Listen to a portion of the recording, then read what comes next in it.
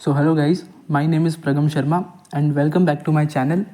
सो भाई क्वेश्चन है कि why I choose Immanuel Kant Baltic Federal University to study MBBS in Russia.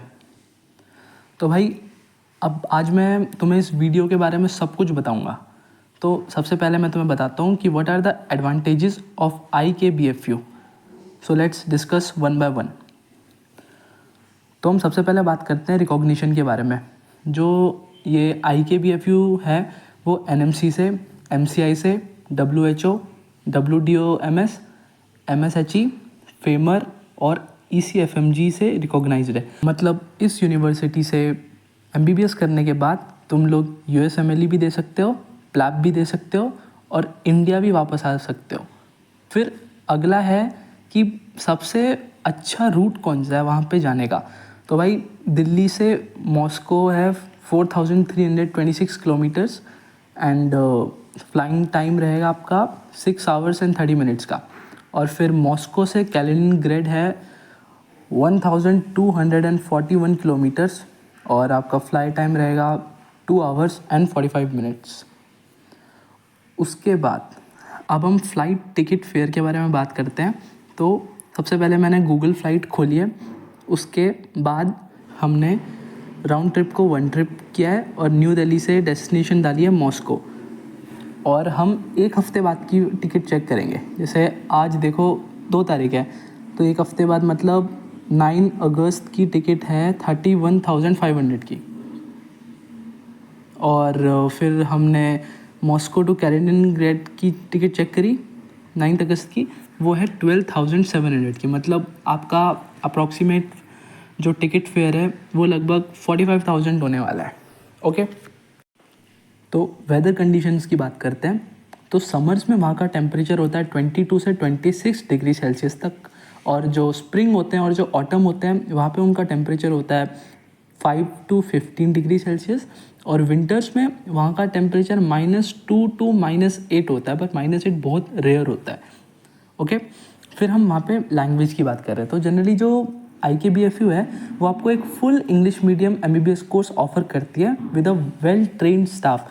और इसकी क्रेडिबिलिटी ये है कि यहाँ से जो फर्स्ट इंग्लिश बैच है वो 2023 में पास हो चुका है, और जो सेकंड बैच है वो अभी 2024 में बस पास होने वाला है। ओके, तो अब हम टोटल स्टूडेंट्स पे बात करते हैं। तो जो फर्स्ट सेमेस्टर का जो टोटल इनटेक सीट है वो 150 है, और यहाँ पे मोर देन 350 इंडियन स्टूडेंट्स अभी IKBFU में पढ़ रहे हैं। सो यार मैं वीडियो बनाने में थोड़ा लेट हो गया।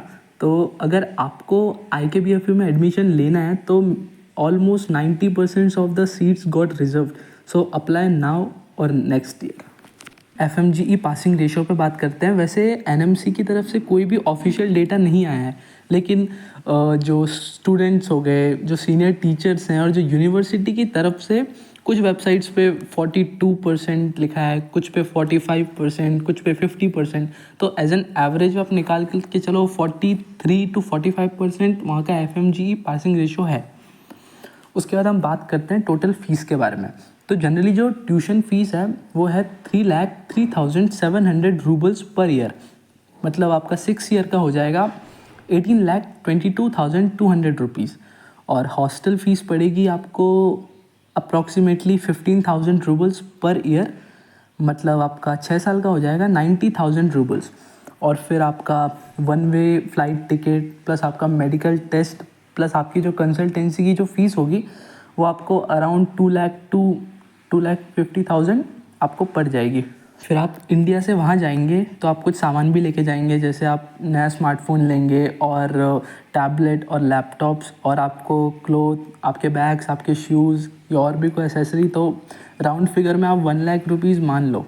साथ में आपका वहाँ का मंथली एक्सपेंस, आप खाना वाना बनाओगे तो लगभग लगा लो महीने का आपका 7,000 तो हो ही जाएगा।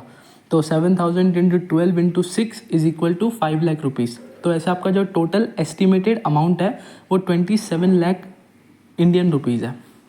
तो अब बात करते हैं कैलिनिनग्रेड के बारे में। तो कैलिनिनग्रेड 7 सेंचुरीज से जर्मनी का पार्ट था and a city beside the Baltic Sea. और 95% जो पीपल हैं जो कैलिनिनग्रेड में रहते हैं वो रशियन बोलते हैं। एंड जो कैलिनिनग्रेड है वो एम्बर प्रोडक्शन की वजह से बहुत फेमस है। साथ में जो रशियन नेवी बाल्टिक फ्लीट है उसके जो हेडक्वार्टर्स हैं वो भी कैलिनिनग्रेड में सिचुएटेड है। तो अब हम बात करते हैं डिसएडवांटेजेस ऑफ IKBFU के बारे में। तो भाई वहाँ का सबसे बड़ा डिसएडवांटेज तो यही है कि मान लो आपने वहाँ से MBBS करी, फिर आपने उसके बाद 2-3 साल और मेहनत करके आप थोड़े फाइनेंशियली स्टेबल हो गए, समझ रहे हो ना। उसके बाद यार आपके पापा के पास रिश्ते आ रहे हैं यार, हर दिन कोई ना कोई आपको फ़ोन करे जा रहा है, आपके पास मैरिज प्रपोजल्स आ रहे हैं, तो समझ रहे हो ना यार कितना मुश्किल हो जाता होगा उनमें से चूज़ करना कि यार किससे करें। तो यार बड़ी कन्फ्यूज़न है यार इस यूनिवर्सिटी में जाने के बाद ना, मत ही जाओ यार, समझ रहे हो ना। अगर आप जाओगे सक्सेसफुल हो जाओगे, एक बड़ी कार आप खरीद लोगे भाई, उसमें तेल भी डलवाना पड़ेगा, समझ रहे हो ना। इतनी लंबी गाड़ी को यार इतने बिजी ट्रैफिक में कहाँ चलाओगे यार, माथा ख़राब हो जाएगा यार, समझ रहे हो ना। इसलिए मत ही जाओ यार, मतलब इतना मज़ा भी ठीक नहीं होता है यार। ओके भाई डिसएडवांटेज सुन के ना मुझे तो रोना ही आ गया यार। So let's bust some myth regarding IKBFU। तो सबसे पहले तो हम बात करते हैं सेफ्टी के बारे में। तो IKBFU कैलिनिन ओब्लास्ट में सिचुएटेड है। तो जो कैलिनिन ओब्लास्ट है वो बॉर्डर शेयर करता है अपना पोलैंड और लिथुआनिया के साथ, और ये दोनों ना यूरोपियन कंट्रीज़ है। तो कई लोग सोच रहे होंगे कि यार रशिया जा रहे हैं, रशिया तो यूक्रेन से युद्ध हो रहा है, रशिया और यूक्रेन वॉर में इन्वॉल्व है, तो कहीं आपकी सेफ्टी कॉम्प्रोमाइज़ तो नहीं हो रही। नहीं भाई, तुम मैप में देखो ना कहाँ पे हो, कैलिनिनग्रेड कहाँ है, और तुम जिस रशिया की बात कर रहे हो वो रशिया कहाँ है। अब हमारे और व्यूअर्स का क्वेश्चन होगा कि यार ये नाटो क्या है। तो यार नाटो है नॉर्थ अटलांटिक ट्रीटी ऑर्गेनाइजेशन। ये एक मिलिट्री अलायंस है जो कि 30 नॉर्थ अमेरिकन और यूरोपियन कंट्रीज से मिलके बनी है। ये वर्ल्ड वॉर 2 के बाद 1949 में बनी थी। तो मैं आसान शब्दों में समझाऊँ तो नाटो ने एक तरह से एक भाईचारा है इन 30 कंट्रियों का, कि अगर इन 30 में से अगर किसी एक को भी अगर किसी ने अटैक किया तो ये माना जाएगा कि तुमने 30 की 30 कंट्रियों से अटैक किया, फिर वो 30 की 30 कंट्री ना तुम्हारे पीछे पड़ जाएगी। चलो अब हम थोड़ा पास्ट में चलते हैं। तो नाटो बना क्यों? तो जनरली सबसे पहले 2 ही मेन अलायंस होती थी, एक तो अपना US था और दूसरा अपनी सोवियत यूनियन थी।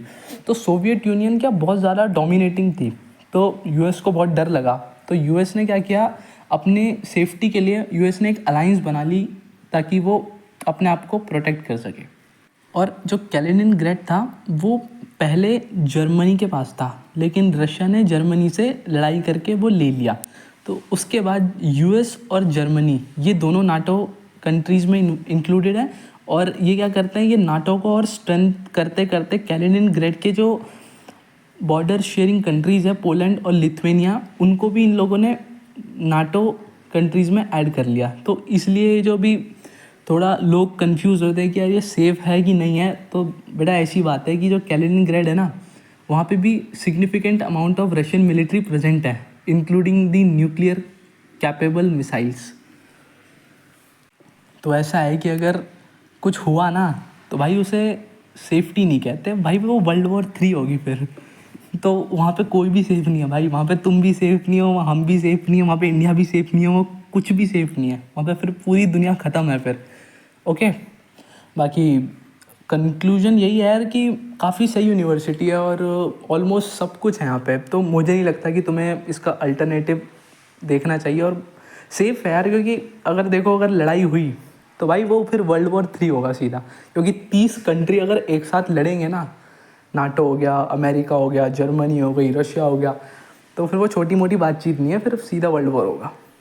तो वहाँ पे कोई भी नहीं बच पाएगा, तो सेफ्टी तो तुम हटा ही दो। बाकी thank you so much for watching my channel, and please like share subscribe, bye.